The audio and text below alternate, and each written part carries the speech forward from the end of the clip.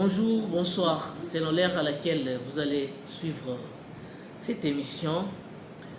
Nous allons vous parler sur un sujet très important sur les chefs d'état-major de l'armée namibienne. Alors, nous essayerons un peu de vous informer de quoi il s'agit. Vous nous suivez depuis la Namibie où il y avait une réunion, les chefs d'état-major général de l'armée namibienne qui est en charge de l'opération qui va se passer au Congo avec les troupes de la SADC.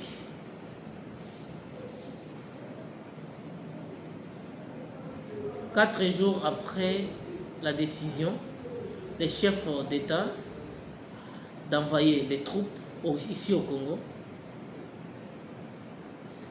ces militaires namibiennes a tenu à lancer le dernier avertissement aux forces de Paul Kagame et aux troupes qui sont en train d'opérer dans le sens de détruire le Congo. Le message est vraiment clair. Déposez les armes, tous les groupes étrangers, rentrez dans vos pays.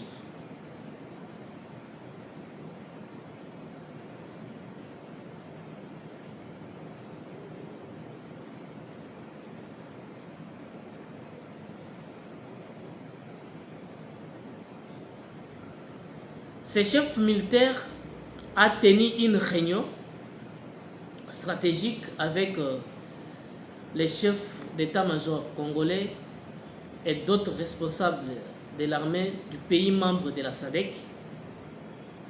Ils ont condamné l'attitude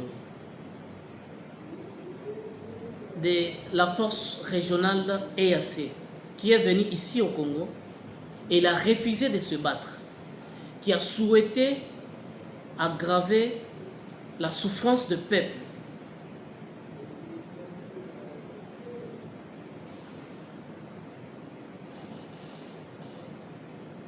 Cette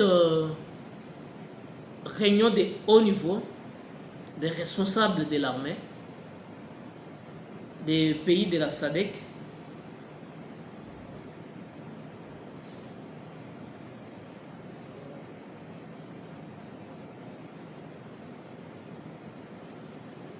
ont reçu un mandat offensif, comme je l'ai dit.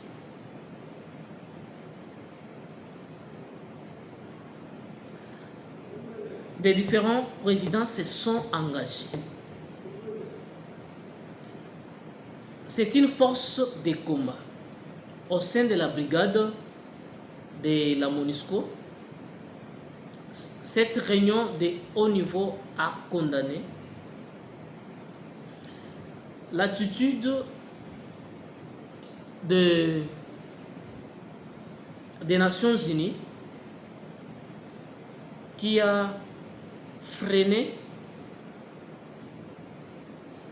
les objectifs de la SADC depuis 2013. Depuis 2013, la SADC a toujours voulu pacifier l'Est du Congo parce que le Congo, c'est un pays membre. Ils ont envoyé leurs troupes de l'Afrique du Sud, du Botswana, de la Tanzanie, comme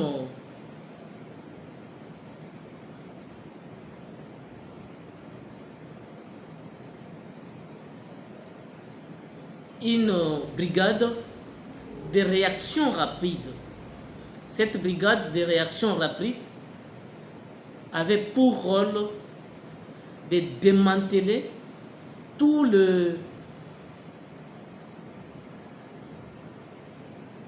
les groupes armés étrangers qui est en train d'opérer dans cette partie de notre territoire national. Mais l'ONU avait dévié cette brigade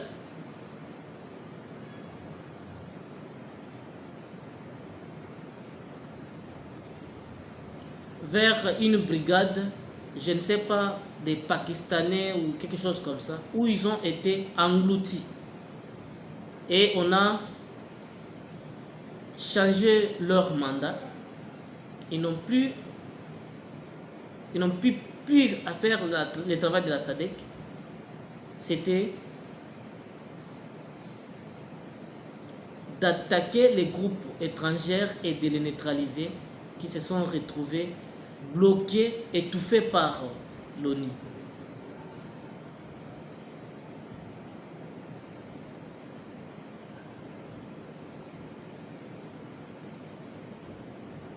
Alors, le chef d'état-major namibien a demandé que l'ONU puisse détacher d'urgence cette force des brigades d'intervention, des réactions rapides, parce que ces militaires seront automatiquement avec les militaires namibiens qui ne sont pas encore sous le sol congolais, ensemble pour faire le travail qui devait être fait il y a 10 ans.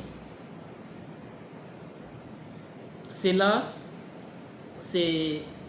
donc ils ont dit que c'est le retrait total de la MONUSCO à la fin de cette année. Avant le 20 juin, EAC doit retirer ses troupes. Le chef d'état-major de l'armée namibienne a annoncé que plus ou moins 20 000 hommes seront à l'est du Congo pour mettre à terme de manière définitive ces cycles de violences qui ont trop duré, qui comptent plus d'1,5 million déplacés suite aux dernières violences du M23 soutenues par le Rwanda. Et désormais le Rwanda est admis dans le mur, dans le viseur de la SADC. Ce n'est pas des groupes d'amitié, d'amis de l'Est, c'est la SADC qui arrive. Le message est clair, vous avez bien compris que ce n'est pas la blague. La pression occidentale, la SADC s'en fout. Il y a des pays qui sont malmenés comme l'Angola, comme l'Afrique du Sud, ça n'a aucun impact. Aujourd'hui, le monde est multicolore, de plusieurs centres de gravité qui font que si vous attaquez tel, il est aussi soutenu par tel ou tel autre. Et ils viennent à son secours pour les protéger. Ça devient un truc très compliqué. Et ça, c'est signe précurseur de guerre mondiale. Donc il suffit que vous attaquez tel, c'est l'OTAN ou la Russie ou la Chine ou l'Afrique du Sud. Donc ça risque de s'embrasser et ça sera trop compliqué.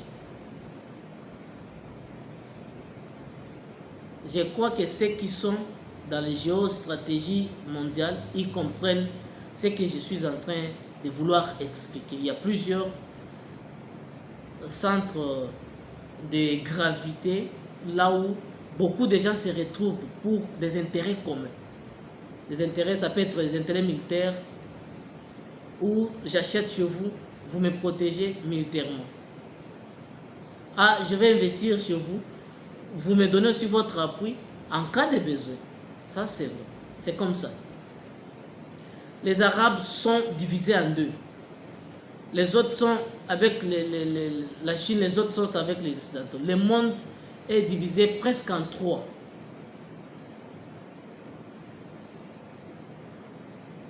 C'est vraiment compliqué.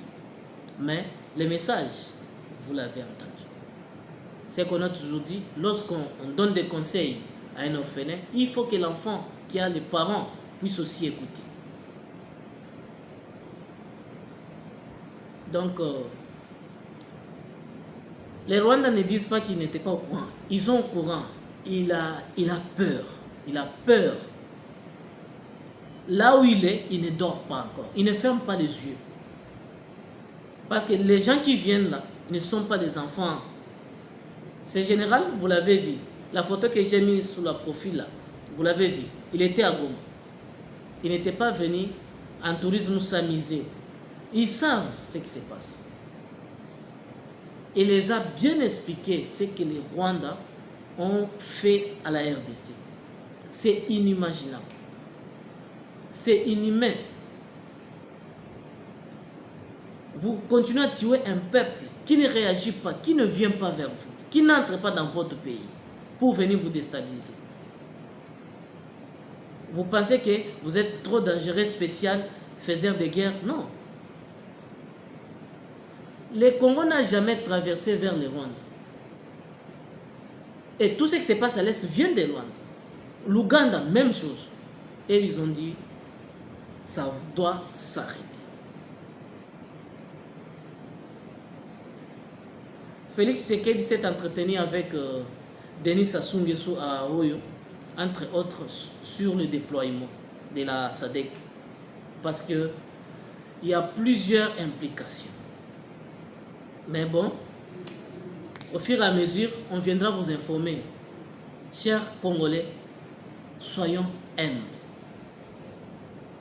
L'humilité précède la gloire et l'orgueil précède la chute. Nous tous, nous devions nous placer derrière le chef de l'État et derrière l'armée congolaise. C'est pour aider afin que ces dernières puissent aller de l'avant. Chers abonnés, partagez, likez, commentez nos vidéos. Regardez la vidéo du début jusqu'à la fin. Il est très important, si vous faites cela, c'est pour nous aider afin que nous puissions progresser aussi, aller de l'avant.